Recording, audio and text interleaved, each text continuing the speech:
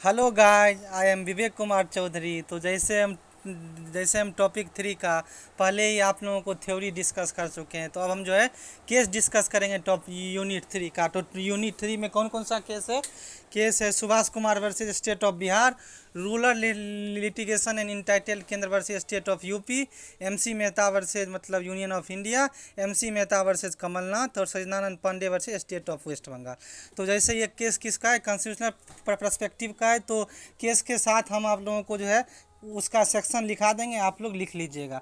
ये जो पहला केस है Subhash Kumar versus state of Bihar, ये आर्टिकल 32 पे है। और जो एक हम कंसेप्ट पढ़े थे लोकस स्टैंडर्ड प्रो बोनो पब्लिक को, इस पे है। ये आप लोग अभी लिख लीजिए, अभी हम डिफाइन कर देते हैं ये केस किस पे है। सुभाष कुमार से स्टेट ऑफ बिहार, आर्टिकल 32, और कंसेप्ट कौन सा है, लोकल स्टैंडर्ड प्रो बोनो पब्लिक को। ठीक है, ये लिख लीजिए। अब हम इस केस के फैक्ट इशू जजमेंट पे आते हैं। इस केस में जो है एक जो है आर्टिकल 32 में जो है एक जो पिटीशन फाइल किया जाता है, जो ये जो मतलब टाटा आयरन कंपनी है, ये इससे जो डिस्चार्ज निकलते हैं, इससे जो बोकारो रिवर में जो है इसके स्लेज सलरी जाते हैं, जिससे बोकारो रिवर का क्या हुआ है, फ्लो मतलब रुक गया है, उसका वाटर पोल्यूट हो गया है। वो मतलब 8 मंथ तक जो है उस रिवर में पानी नहीं होता है। ये सब जो है ये जो है सुप्रीम कोर्ट में फाइल किया था रिट। तो यहाँ तक तो ठीक था। इसके बाद जो है तो ठीक है इतना तो। इतने इसमें जो है दोनों पार्टी का कंटेंशन देख लेते हैं। ये जो सुभाष कुमार जी से इनका कंटेंशन होता है, जो ये क्या कर रहा है, हम लोग इसमें जो है कुछ और सेक्शन है, मतलब section 24 and 25 of water act. अब देख लेते हैं section 24 and 25 of water act क्या है। तो 24 ये है, जो कोई भी स्लर्ज है या कोई भी मतलब एफ्लुएंट है या सलरी है, इसको आप वाटर में डिस्चार्ज करके और पोल्यूट नहीं कर सकते। ये कहीं ना कहीं प्रोहिबिट है।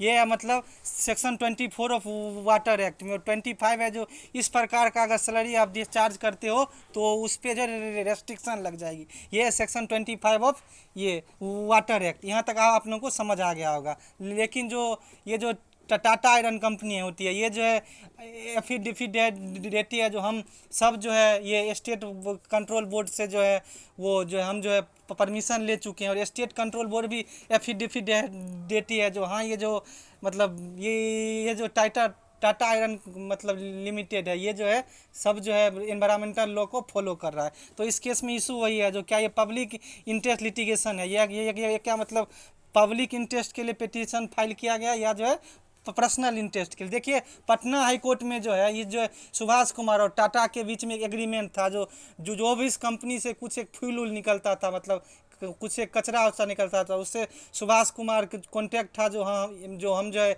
ये जो खरीदेंगे और उससे फ्यूल बनाते थे सुभाष कुमार। तो कहीं ना कहीं टाटा आयरन ने जो है देने से मना कर दिया था, और पटना हाई कोर्ट में जो है सुभाष कुमार ये केस हार चुके थे एग्रीमेंट से। जो इन्हें जो है टाटा से वो फ्यूल मिल नहीं रहा था। तो ये जो है पर्सनल में बेनिफिट के लिए राइवरली मतलब बदला लेने के लिए क्या किए, मतलब पीआईएल फाइल कर दिए। तो अब कंसेप्ट जो हम पढ़े थे locus standi pro bono publico, locus है मतलब पीआईएल तो कोई भी फाइल कर सकता है, आप भी कर सकते हैं, उसके बिहाफ पे कोई दूसरा भी कर सकता है।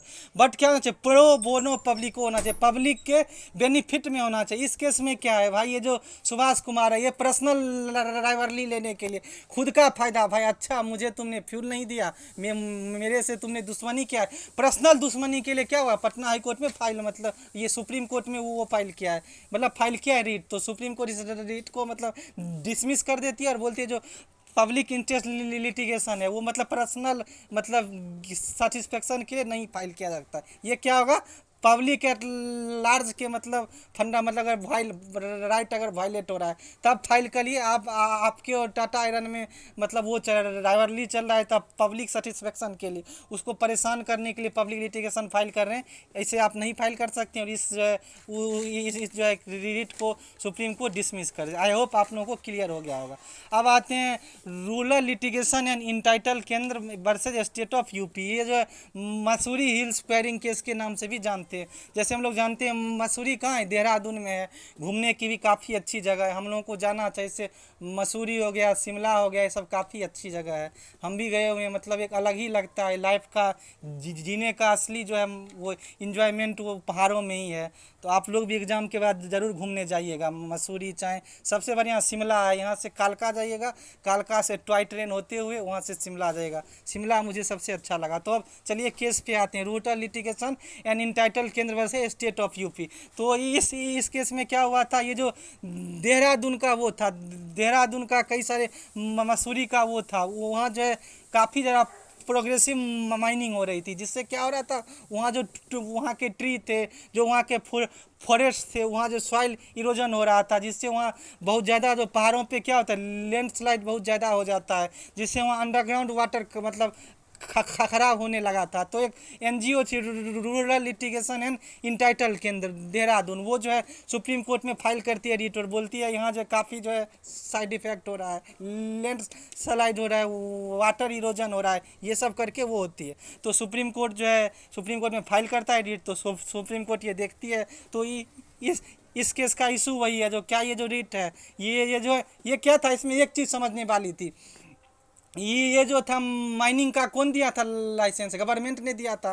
तो कहीं ना कहीं एग्जीक्यूटिव का ऑर्डर है। तो इस केस में दो चीज़ देखेंगे, क्या एग्जीक्यूटिव अगर कोई गलत मतलब वो देता है जिससे इन्वायरमेंट को नुकसान हो, तो क्या सुप्रीम कोर्ट वो देख सकती है। क्यों? क्योंकि हम जानते हैं जो हमारे मतलब कॉन्स्टिट्यूशन में तीन चीज़, एग्जीक्यूटिव, जुडिशियल, लेजिस्लेटिव, तीनों अलग अलग है, एक दूसरे के मतलब अधिकार क्षेत्र में वो लोग इंटरफेयर नहीं करते। जैसे मान लीजिए सुप्रीम कोर्ट में कोई केस चल रहा है, तो मतलब पार्लियामेंट उस पर कोई लॉ नहीं बनाती है, गवर्नमेंट कोई उस पर लॉ नहीं बनाती है, या जो है पार्लियामेंट मान लीजिए कोई किसी पे बना रही है लॉ, तो सुप्रीम कोर्ट उससे जो जब तक लॉ बन नहीं जाए तब तक सुनती नहीं। जैसे एनजेएसी कानून बन रहा था, तो सुप्रीम कोर्ट में कई सारे वो बने, कई सारे पड़े थे रेट, तो सुप्रीम कोर्ट ने बोला था पहले कानून बनने दीजिए तब हम सुनेंगे। तो तीनों अलग अलग है, तीनों एक दूसरे के क्षेत्र में वो नहीं करता। तो इस केस में देखिए 3-4 इशू था, क्या गवर्नमेंट ने मतलब लाइसेंस दिया था, तो क्या मतलब इसको सुप्रीम कोर्ट सुन सकती है। दूसरा देखिए, कोई माइनिंग अगर बंद करिएगा तो कहीं ना कहीं वहाँ राइट टू वर्क भी मतलब कहीं ना कहीं वायलेशन होता है। तो यहाँ 19(1)(g) और आर्टिकल 21 जो राइट टू लाइफ का वायलेशन हो गया, मतलब यहाँ दो फंडामेंटल राइट में कन्फ्लिक्ट है। तो अब सुप्रीम कोर्ट के ऑब्जर्वेशन एंड डिसीजन देखते हैं। तो सुप्रीम कोर्ट ने एक एक्सपर्ट कमेटी बैठाया और एक्सपर्ट कमेटी को बोला जो आप हमको वो दिए, तो एक्सपर्ट कमेटी के रिपोर्ट के बाद सुप्रीम कोर्ट ने कुछ चीज़ ऑब्जर्व किया। सुप्रीम कोर्ट ने सभी जो माइंस थे देहरादून वैली के, मतलब 3 माइंस को छोड़ के सभी को बंद करने का आदेश दिया और बोला जो मतलब इस जो है माइनिंग जो हो रहा है बहुत स्पीड से, लाइमस्टोन माइनिंग, इससे जो है वहाँ क्या हो रहा है, वहाँ मतलब जो इन्वायरमेंट पे मतलब रॉन्ग इम्पैक्ट पड़ रहा है, लैंडस्लाइड बहुत ज़्यादा हो रहा है, वहाँ का वाटर का जो स्तर है वो भी ख़राब हो रहा है, एफोरेस्टेशन मतलब जंगल बहुत जल्दी से मतलब कट रहा है। तो कहीं ना कहीं सुप्रीम कोर्ट बंद कर देती है सभी माइनिंग को। और दो चीज़ देखिए, क्या बोले थे, राइट टू वर्क। तो राइट टू वर्क में सुप्रीम कोर्ट बोलती है जो भी यहाँ मतलब वो वर्कमैन काम कर रहे हैं उस सबको जो एफोरेस्टेशन का काम है, और भी जैसे पहाड़ों पे मतलब ये लकड़ी उकड़ी का काम होता है। जैसे मान लीजिए शिमला में एक जगह है, वहाँ के जो गाँव हैं उस गाँव के सभी आदमी करोड़पति है। क्यों? क्योंकि वो लोग चंदन के जो वुड बेच उच के लकड़ी बेच के कमा लेते हैं। तो सुप्रीम कोर्ट ने बोला जो यहाँ वर्कमैन है सभी को जो है आप जो एफोरेस्टेशन वर्क में लगाए। तो इस केस में हम क्या देखते हैं, इस केस में देखिए डेवलपमेंट और इन्वायरमेंट दोनों में कहीं ना कहीं कन्फ्लिक्ट हुआ, और एग्जीक्यूटिव जो है माइन को वो किया, लाइसेंस दिया है। लेकिन सुप्रीम कोर्ट इन्वायरमेंट में देखिए कितना सख्त है, अगर कोई गलत काम करोगे तो सीधा उस पर रोक लगा देगी सुप्रीम कोर्ट। तो सुप्रीम कोर्ट इसमें जो है लगा देती है रोक। आई होप आप लोगों को क्लियर हो गया होगा। अब आते हैं MC Mehta versus union of India. ये कहीं ना कहीं इस केस का नाम है ताज ट्रेपेजियम केस। तो इस केस में हम देखते हैं, इस केस में 48A और 51A जो मतलब 42nd अमेंडमेंट से ऐड किया गया था, वो इस केस का मेन मतलब इस केस में सेक्शन मतलब वो आएंगे। तो जब हम केस कराएंगे तब आपको बता देंगे। जो 48A और मतलब 51A, ये दोनों इस केस में कैसे आया है। तो अब इस केस पे आते हैं। ये जो केस है MC Mehta versus union of India. यहाँ मतलब ये होता है जो मथुरा में कई सारे वो होते हैं, रिफाइनरी होते हैं, केमिकल इंडस्ट्री होते हैं। तो उससे क्या होता है, सल्फ्यूरिक एसिड निकलता है, जिससे जो ताजमहल है, ताजमहल क्या है, दुनिया की जो 7 ब्यूटीफुल चीज़ है, 7 मतलब वंडर, उसमें से एक है। तो इसमें पेड़ लगा दिया जाता है, जो इससे जो क्या हुआ, ताजमहल ख़राब हो रहा है। उसमें जो है सल्फ्यूरिक एसिड से एसिड रेन हो रही है, जिससे जो ताजमहल का वाइट मार्बल जो है पीला पीला हो रहा है, ये येल्लो हो रहा है। तो इस पर मतलब लगाना चाहिए रोक। तो अब सुप्रीम कोर्ट के पास ये इशू वही आता है, जो क्या मतलब ये जो मथुरा के रिफाइनरी सब है, केमिकल इंडस्ट्री, क्या इससे ताजमहल का वो है, या मतलब ताजमहल का ये डिग्रेडेशन हो रहा है उसके संगमरमर मतलब लाइमस्टोन का, या नहीं। और ताजमहल का प्रोटेक्शन इसमें इशू होता है। क्यों? क्योंकि ताजमहल को देखने के लिए क्या होता है, पूरे मतलब वर्ल्ड से लोग जो इंडिया आते हैं। तो कहीं ना कहीं जो हम लोगों को क्या होता है, उससे जो है फॉरेन एक्सचेंज रूप में मिलता है, डॉलर मिलता है या कुछ भी मिलता है, जिससे हम लोग ऑयल खरीद पाते हैं। तो कहीं ना कहीं इससे क्या होता है, कोई मतलब फॉरेन हमारे इंडिया में घूमने आता है, तो इससे कहीं ना कहीं हमारी इकोनॉमी को बहुत बेनिफिट होता है। तो अब जो है सुप्रीम कोर्ट जो है, एक जो जैसे बड़राजन एक रिपोर्ट होती है, और एक जो नेरी का रिपोर्ट, दोनों का रिपोर्ट का मतलब एग्जामिनेशन करती है। और जो फिर सुप्रीम कोर्ट बोलती है हाँ, ये जो जितना जो इंडस्ट्री है, उससे जो है ताज होटल को मतलब जो भी ताज मतलब ताजमहल है, उससे कहीं ना कहीं डिग्रेडेशन हो रहा है, और कहीं ना कहीं इससे एसिड रेन हो रहा है। इसलिए जो है इसलिए जो है इस सब इंडस्ट्री को बंद किया जाए, या आप नेचुरल गैस पे चलाओ। और यहाँ दो चीज़ और होती है, एक चीज़ और, यहाँ आर्टिकल मतलब 19(1)(g right to work and article 21 दोनों के बीच यहाँ भी वायलेशन है। क्यों? क्योंकि मान लीजिए अगर जो इंडस्ट्री बंद होगी तो क्या होगा, जो वहाँ का वर्कमैन है वो क्या होगा, वर्कमैन को मतलब राइट टू वर्क छिन जाएगा, मतलब एम्प्लॉयमेंट छिन जाएगी। तो सुप्रीम को गवर्नमेंट को ऑर्डर देती है, जो आप एक वो बनाओ, प्लान बनाओ, जो इस इंडस्ट्री सबको शिफ्ट किया जाए। तो गवर्नमेंट एक आगरा प्लान बनाती है, और इस सब इंडस्ट्री को एक जो है जगह देती है यूपी गवर्नमेंट। तो सुप्रीम कोर्ट देखिए यहाँ जो है राइट टू वर्क और जो है राइट टू लाइफ, दोनों को वो किया है, मतलब दोनों को हार्मोनाइज किया है। लेकिन जो है ताजमहल इन्वायरमेंट को सुप्रीम कोर्ट ने क्या किया, जायदा मतलब वो दिया है, मतलब जायदा उसको ऊपर रखा, और इसलिए जो सारे इंडस्ट्री को बंद करने का सुप्रीम कोर्ट आदेश देती है। या तो अब 292 इंडस्ट्री है, या तो नेचुरल गैस पे चलाओ, या गवर्नमेंट जो बोल रही है, गवर्नमेंट को बोली जो आप इस सबको शिफ्ट कर दो, तो या मतलब शिफ्ट कर दो। तो गवर्नमेंट ने आगरा प्लान बना के कहीं ना कहीं शिफ्ट कर दिया। अब आते हैं MC मेहता वर्सेज कमलनाथ। ये केस देखिए, ये केस है पब्लिक ट्रस्ट डॉक्ट्रिन पे, पब्लिक ट्रस्ट डॉक्ट्रिन पे भी है।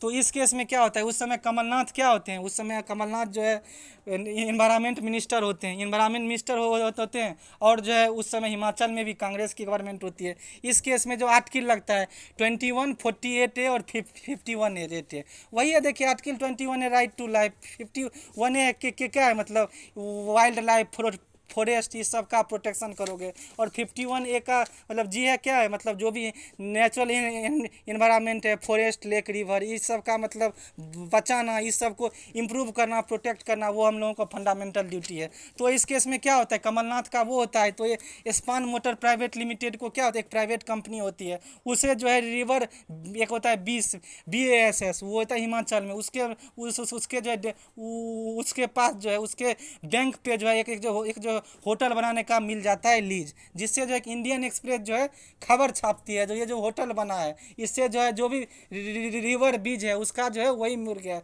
वो उसका जो पहले जो पानी का धारा था वो चेंज हो चुका है। तो इससे जो वहाँ जो लोग थे वहाँ बाढ़ आ सकता है, मतलब फ्लड आ सकता है, और कहीं ना कहीं इन्वायरमेंट का इस पर जो है बहुत गलत इम्पैक्ट गया है। तो सुप्रीम कोर्ट इसमें सीओ मोटो कॉग्निजेंस मतलब ले लेती है। सुप्रीम कोर्ट जो है पब्लिक इंटरनेशनल लिटिगेशन में सीओ मोटो कॉग्निजेंस भी ले सकती है। जैसे हम कोरोना में देखे थे, कई सारे हाई कोर्ट और कई सारे जो है सुप्रीम कोर्ट ने मतलब सुप्रीम कोर्ट और कई सारे हाई कोर्ट ने क्या किया था, मतलब सीओ मोटो कॉग्निजेंस लिया था। तो इस केस में सुप्रीम कोर्ट ने क्या किया, सीओ मोटो कॉग्निजेंस ले लिया, और सुप्रीम कोर्ट इसमें पोल्यूटर पे प्रिंसिपल और पब्लिक ट्रस्ट डॉक्ट्रिन देखती है। और सुप्रीम कोर्ट बोलती है जो भी गवर्नमेंट है वो क्या होता है, किसी मतलब प्रॉपर्टी का, जो भी मतलब इन्वायरमेंटल चीज़ है उसका मतलब ट्रस्टी होता है, हम लोग उसका बेनिफिशरी हैं, पीपुल बेनिफिशरी है। लेकिन इसमें क्या क्या मतलब करता है, जो गवर्नमेंट मतलब ट्रस्टी था, गवर्नमेंट क्या किया, उस जो है जो रिवर ब्यास था वहाँ उसके बैंक पे जो है एक जो है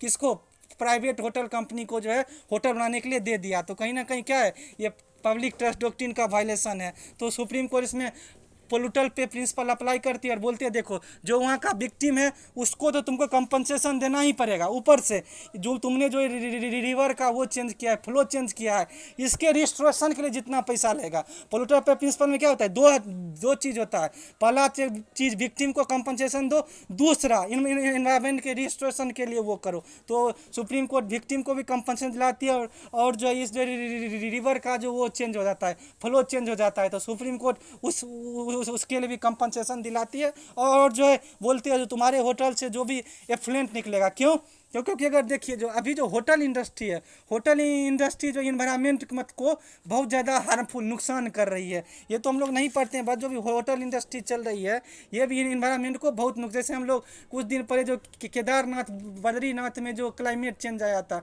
कई सारे वहाँ मतलब बादल उधर फट गए थे, बहुत लोग जो है बहुत लोगों की डेथ भी हो गई थी। क्यों, क्योंकि वहाँ जो होटल ऐसे बना दिया गया था। कहीं ना कहीं होटल इंडस्ट्री आजकल जो है बहुत ज़्यादा इन्वायरमेंट को नुकसान पहुँचा रही है। तो सुप्रीम कोर्ट इस मतलब बोलती है जो तुम जो रिवर ब्यास में वो भी नहीं दे पाओगे, मतलब अपना सैलरी भी नहीं दे पाओगे, ये जो होटल हो ये जो स्पान मोटल होटल होती है इसको बोलती है। और पब्लिक ट्रस्ट डॉक्ट्रिन का कमलनाथ सर जो है वायलेशन किए हैं। और जो तीसरा चीज़ पोलूटर पे प्रिंसिपल से जो रिवर ब्यास का जो भी मतलब रियो स्टेशन के लिए होगा वो भी तुमको पैसा देना पड़ेगा। और कहीं ना कहीं ये क्या है, सिविल रॉन्ग है। और सिविल रॉन्ग में क्या होता है, तुम टॉट जो है कम्युनिटी के खिलाफ मतलब वो किए हो, कम्युनिटी के खिलाफ तुमने मतलब टॉट वो किए हो, टॉट मतलब गलत उसका सिविल रॉन्ग किए हो, इसलिए तुम्हें कंपनसेशन देना पड़ेगा। आई होप आप लोगों को ये केस क्लियर हो गया होगा। एमसी मेहताब से कमलनाथ।